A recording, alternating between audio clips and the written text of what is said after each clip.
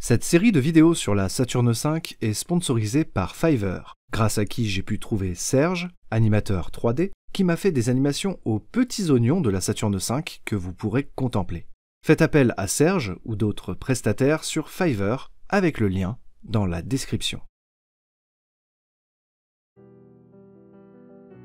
Le second étage de la Saturn V, le S2, n'est peut-être pas le plus emblématique de la fusée lunaire américaine, et pourtant, sa conception ne s'est pas passée tout à fait comme prévu.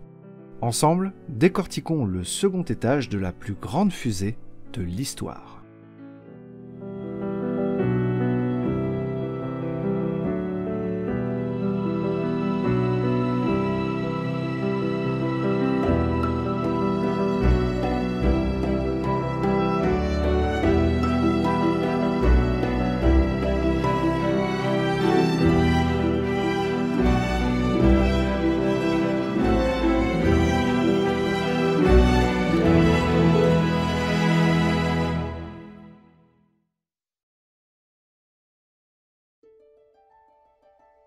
Les moteurs de l'étage S2 ne sont pas aussi énormes que les F1, mais ils sont une composante tout aussi vitale de la propulsion de la Saturn V.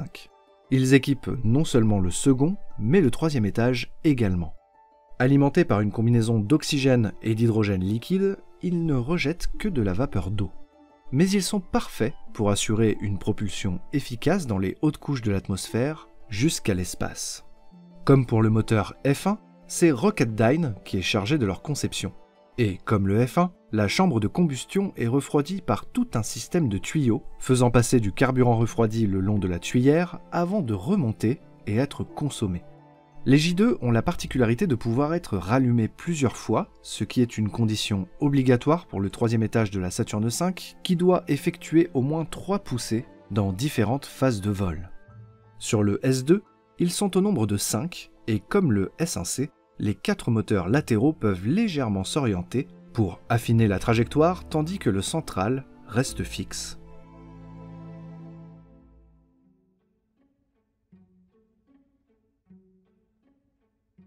Pour alimenter ces puissants moteurs, la NASA confie la conception de l'étage S2 à North American le 11 septembre 1961.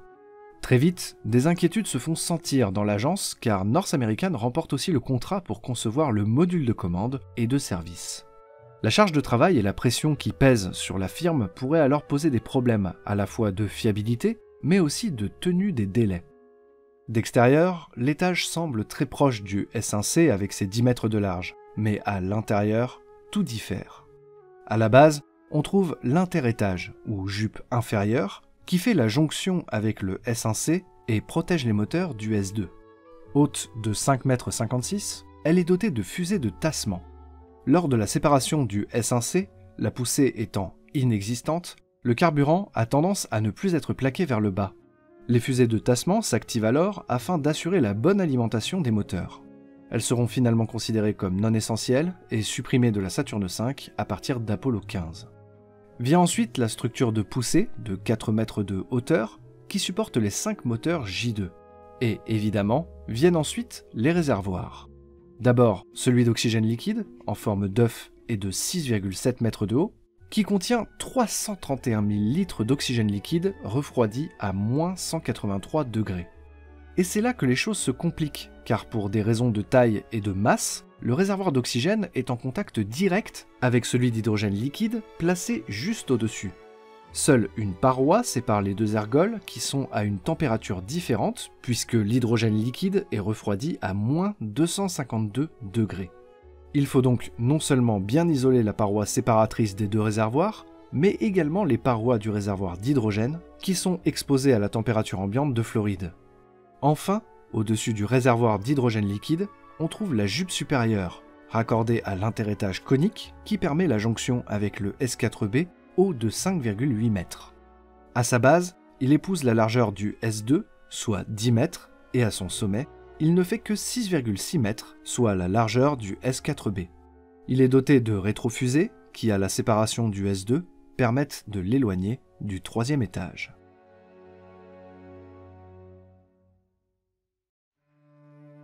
La construction du S2 débute en 1963 à Seal Beach, en Californie.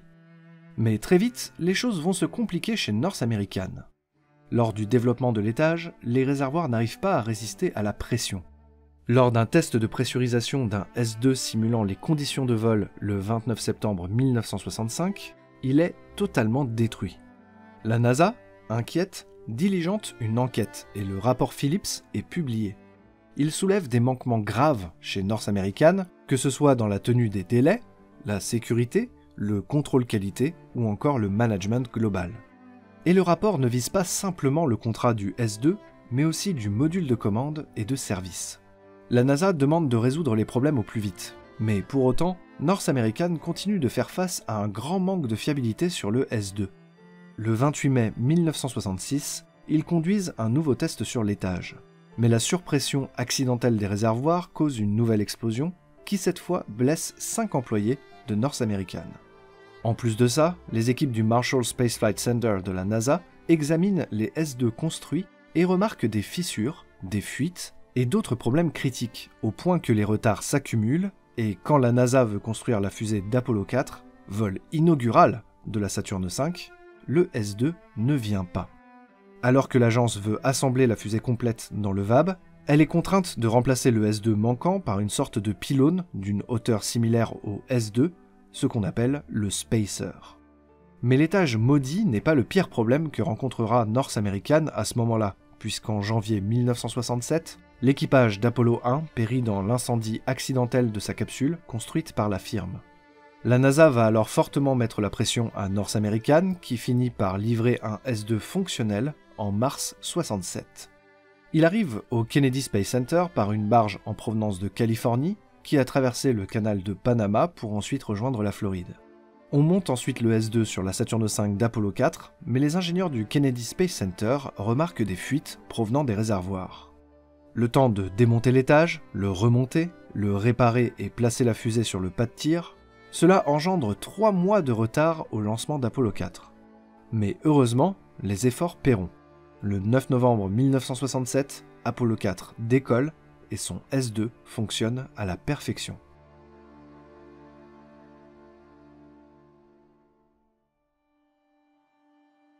Mais des problèmes sur le S2 ressurgiront pendant 2 vols en particulier.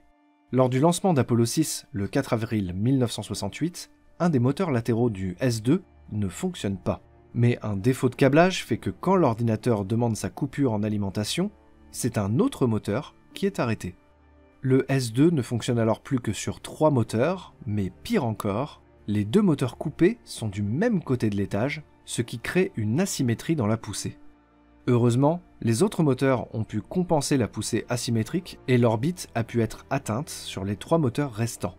Enfin, lors d'Apollo 13, le moteur central du S2 a subi un facteur de charge de plus de 30 G et par sécurité, l'ordinateur a décidé de le couper. Finalement, ce manque de poussée n'a pas empêché la mise en orbite d'Apollo 13 et le vol a pu continuer sans encombre. On notera quand même que l'explosion qui surviendra plus tard sur le module de service, qui manquera de tuer les astronautes, sera aussi imputable à un défaut de conception de North American. Au-delà de ça, tout comme le S1C, les S2 réussiront les 13 vols des Saturne V. En ce qui concerne le J2, son fonctionnement va inspirer d'autres générations de moteurs, puisque le J2X, version plus moderne, qui équipera la future SLS de la NASA, découle directement du J2, mais aussi des RS-25 des navettes spatiales, des RS-68 des fusées Delta et des moteurs Vulcain de l'Ariane 5.